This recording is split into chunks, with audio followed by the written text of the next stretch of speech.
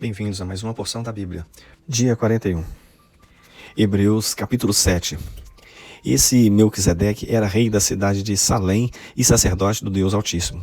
Quando Abraão estava voltando da batalha em que matou os reis, Melquisedeque foi ao encontro dele e o abençoou. Abraão lhe deu a 10ª parte de tudo o que ele havia tomado dos inimigos na batalha. O nome de Melquisedeque quer dizer, primeiramente, rei da justiça, e porque ele era rei de Salém, o seu nome também quer dizer rei da paz. Não se conhece o pai, nem a mãe, nem qualquer antepassado de Melquisedeque, e também não se sabe nada sobre o seu nascimento ou sobre a sua morte. Por ser como o Filho de Deus, ele continua sacerdote para sempre. Vejam como Melquisedeque era grande. Abraão, o patriarca, lhe deu a 10ª parte de tudo que havia tomado dos inimigos na batalha.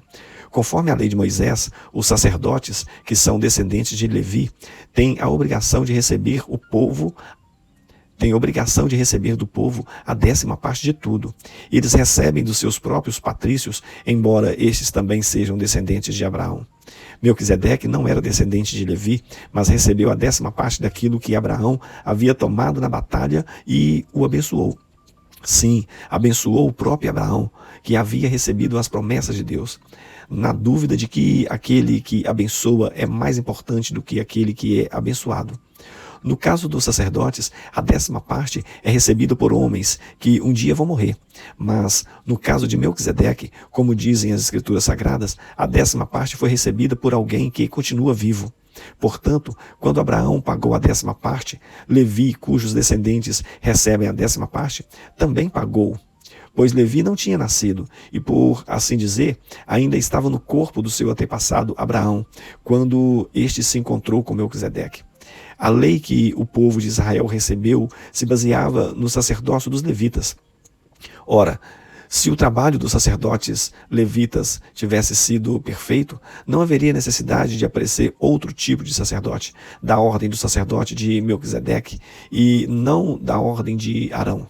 Pois, quando se muda o sacerdócio, a lei também precisa ser mudada.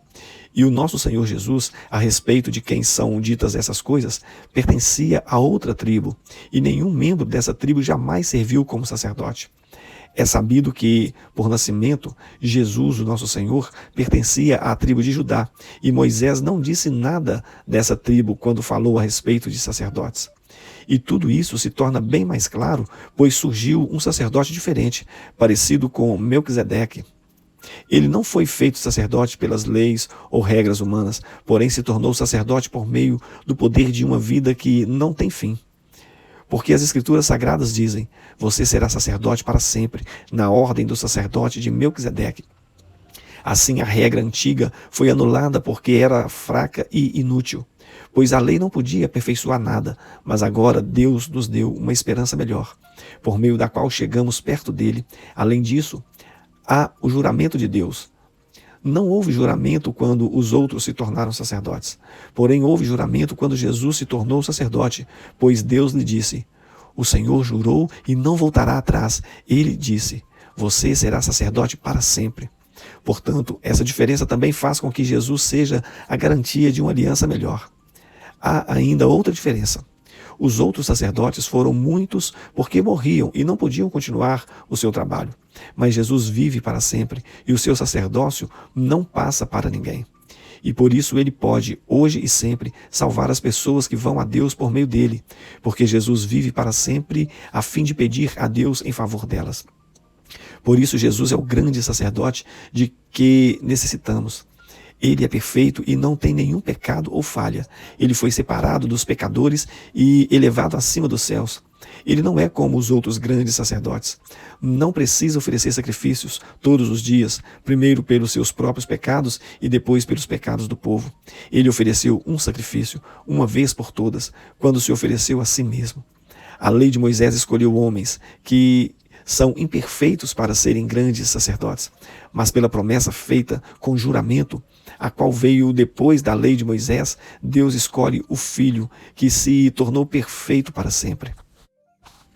Êxodo capítulo 3. Moisés cuidava das ovelhas e das cabras de Jetro, o seu sogro, o sacerdote de Midian. Um dia Moisés levou o rebanho para o outro lado do deserto e foi até o monte Sinai, o monte sagrado. Ali o anjo do Senhor apareceu a ele numa chama de fogo no meio de um espinheiro.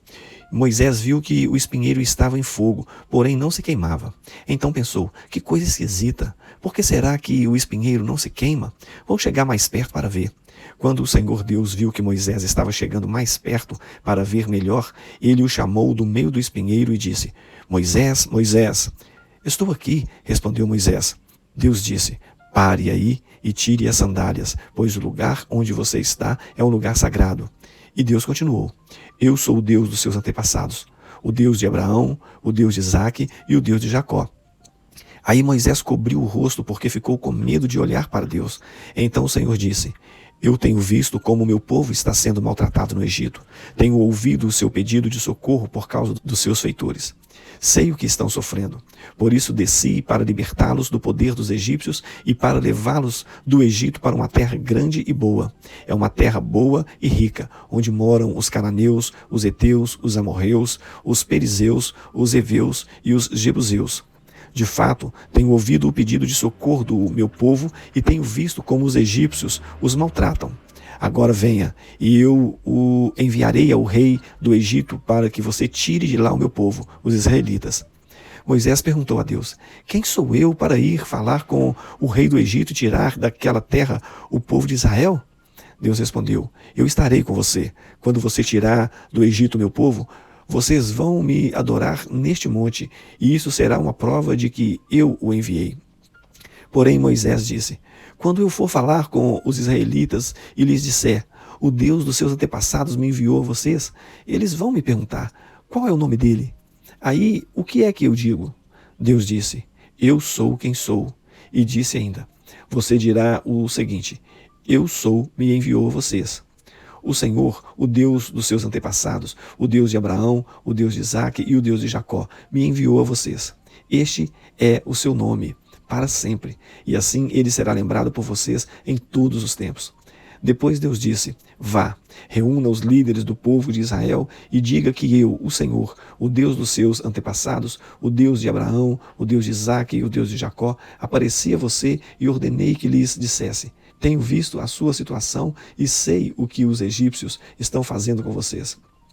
Eu resolvi tirá-los do Egito, onde estão sendo maltratados, e vou levá-los para uma terra boa e rica, a terra dos cananeus, dos heteus, dos amorreus, dos perizeus, dos heveus e dos jebuseus. O meu povo ouvirá o que você vai dizer. Depois você e os líderes do povo de Israel irão falar com o rei do Egito. Digam a ele, o Senhor, o Deus dos hebreus, apareceu a nós. Agora deixe-nos ir para o deserto, a uma distância de 3 dias de viagem, para oferecer sacrifícios ao Senhor, nosso Deus. Eu sei que se o rei do Egito não for obrigado, ele não deixará vocês ir embora. Por isso, eu vou usar o meu poder e fazer coisas terríveis para castigar os egípcios. Depois disso, o rei deixará que vocês saiam do Egito. Eu farei com que os egípcios respeitem vocês. E quando vocês saírem, não irão de mãos vazias. Cada mulher israelita deverá pedir às mulheres egípcias que estiverem morando na casa dela ou que sejam suas vizinhas que lhe deem objetos de prata e de ouro e roupas com que vocês vestirão, os seus filhos e suas filhas. E assim vocês tomarão as riquezas dos egípcios. Êxodo capítulo 4. Aí Moisés respondeu a Deus, o Senhor. Mas os israelitas não vão acreditar em mim, nem vão dar atenção ao que eu falar e vão dizer que o Senhor não me apareceu. Então o Senhor perguntou, o que é isso que você tem na mão? Um bastão, respondeu Moisés. Deus disse, jogue-o no chão. Ele o jogou, e o bastão virou uma cobra, e Moisés fugiu dela. Aí o Senhor ordenou a Moisés, estenda a mão e pegue a cobra pelo rabo. Moisés estendeu a mão e pegou a cobra pelo rabo, e de novo ele virou um bastão na mão dele. Então o Senhor disse, faça isso para provar aos israelitas que o Senhor, o Deus dos seus antepassados, o Deus de Abraão, o Deus de Isaque e o Deus de Jacó, apareceu a você. E o Senhor continuou, agora ponha a mão no peito. Moisés obedeceu, e quando tirou a mão do peito, ela estava leprosa, branca como a neve. Ponha outra vez a mão no peito, ordenou Deus, o Senhor. Ele pôs a mão no peito novamente, e quando a tirou, ela estava tão boa como o resto do corpo. Então o Senhor lhe disse: se com o primeiro milagre os israelitas não acreditarem em você e não se convencerem, então com o segundo vão acreditar. Mas se com esses 2 milagres ainda não crerem e não quiserem ouvir o que você disser, tire água do rio Nilo e derrame no chão, que ela virará sangue. Moisés respondeu ao Senhor: ó Senhor, eu nunca tive facilidade para falar, nem antes nem agora, depois que começastes a falar comigo. Quando começo a falar, eu sempre me atrapalho. Porém o Senhor lhe disse: quem dá a boca ao ser humano? Quem faz com que ele seja surdo ou mudo? Quem lhe dá a vista ou faz com que ele fique cego? Sou eu, Deus, o Senhor. Agora vá, pois eu o ajudarei a falar e lhe direi o que deve dizer. Aí Moisés pediu: não, Senhor, por favor, manda outra pessoa. Então o Senhor ficou irritado com Moisés e disse: por acaso Arão, o levita, não é seu irmão? Eu sei que ele tem facilidade para falar. Além disso, ele está vindo para se encontrar com você e vai ficar contente ao vê-lo. Você falará com Arão e lhe dirá o que ele deve dizer. Eu os ajudarei a falar e direi o que vocês devem fazer. Arão falará ao povo em seu lugar. Ele será o seu representante e falará ao povo por você. E você será como Deus para ele, explicando o que ele deve dizer. Leve este bastão, porque é com ele que você vai fazer os milagres. Então Moisés voltou para a casa de Jetro, o seu sogro, e disse: deixe que eu volte para visitar os meus parentes no Egito. Quero ver se eles ainda vivem. Vá em paz, respondeu Jetro. Quando Moisés ainda estava na região de Midian, o Senhor Deus lhe tinha dito: volte para o Egito, pois todos os que queriam matá-lo já morreram. Então Moisés fez com que a sua mulher e os seus filhos montassem um jumento e começou com eles a sua viagem de volta para o Egito. Moisés tinha na mão o bastão que Deus havia mandado que ele levasse. E mais uma vez o Senhor disse a Moisés: eu lhe dei poder para fazer muitos milagres. Quando você voltar para o Egito, esteja pronto para fazê-los diante do rei daquela terra. Mas eu vou fazer com que ele fique teimoso e não deixe o povo de Israel sair de lá. Então você lhe dirá que eu, o Senhor, digo o seguinte: Israel é o meu primeiro filho. Já lhe disse que deixe o meu filho sair, a fim de me adorar. Mas você não deixou, e por isso eu vou matar o seu filho mais velho. Durante a viagem para o Egito, no lugar onde Moisés e a sua família estavam passando a noite, o Senhor se encontrou com Moisés e procurou matá-lo. Aí Zípora, a sua mulher, pegou uma pedra afiada, cortou o prepúcio do seu filho e com ele tocou o pé de Moisés e disse: você é um marido de sangue para mim. Ela disse isso por causa da circuncisão, e assim o Senhor deixou Moisés viver. Nesse meio tempo, o Senhor disse a Arão: vá se encontrar com Moisés no deserto. Ele foi e se encontrou com Moisés no monte sagrado e o beijou. Moisés contou a Arão tudo o que o Senhor tinha dito, quando havia mandado que ele voltasse para o Egito, e falou também dos milagres que Deus tinha ordenado que ele fizesse. Aí Moisés e Arão foram para o Egito e reuniram todos os líderes do povo de Israel. Arão contou-lhes tudo o que o Senhor Deus tinha dito a Moisés, e em seguida Moisés fez os milagres diante do povo. Todos acreditaram e, quando souberam que o Senhor tinha vindo até eles e tinha visto como estavam sendo maltratados, eles se curvaram e adoraram a Deus. Salmos 41. Felizes são aqueles que ajudam os pobres, pois o Senhor Deus os ajudará quando estiverem em dificuldades. O Senhor os protegerá, guardará a vida deles e lhes dará a felicidade na terra prometida. Ele não os abandonará nas garras dos inimigos. Quando estiverem doentes de cama, o Senhor os ajudará e lhes dará saúde novamente. Eu disse: ó Senhor Deus, pequei contra ti, tem compaixão de mim e cura-me. Os meus inimigos falam mal de mim e perguntam: quando será que ele vai morrer e ser esquecido? Se algum deles vem me visitar, não fala com sinceridade e ainda junta má notícias a meu respeito para sair espalhando por aí afora. Todos os que me odeiam falam de mim, cochichando, e pensam que o pior vai me acontecer. Eles dizem assim: ele está muito mal mesmo e não vai se levantar mais.